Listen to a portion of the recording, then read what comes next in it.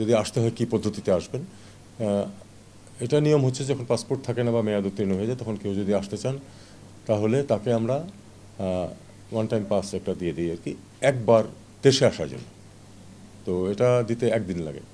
কাজে এটা উনি যদি আজকে বলেন যে উনি আসবেন, আগামীকাল আমরা এটা দিয়ে পরশু দিন উনি প্লেনে উঠতে পারবেন, কোনো অসুবিধা নেই। এটা ওনার নিজের ব্যাপার। স্ট্যাটাস বা স্পর্শকাতর এটা উনি বলেছেন, সেটা আমরা সবাই জানি, পত্রিকাতেও এসেছে। আমার জ্ঞান এই পর্যন্তই। আমি শুধু এটুকু বলতে পারি যে বাংলাদেশ সরকারের পক্ষ থেকে কোনো বিধিনিষেধ নেই, উনি আসতে পারেন। খালেদা জিয়া, বেগম খালেদা জিয়া অসুস্থ। উনি যদি এই মুহূর্তে উনি আসলে বিদেশে যাকে নিয়ে যাওয়ার মতো অবস্থায় নেই। যদি একটু ইমপ্রুভ করে তাহলে নিয়ে যাওয়া হবে এবং সেজন্য বিভিন্ন অ্যারেঞ্জমেন্ট পার্টির পক্ষ থেকে করা হচ্ছে, আমরা সহায়তা করতেছি।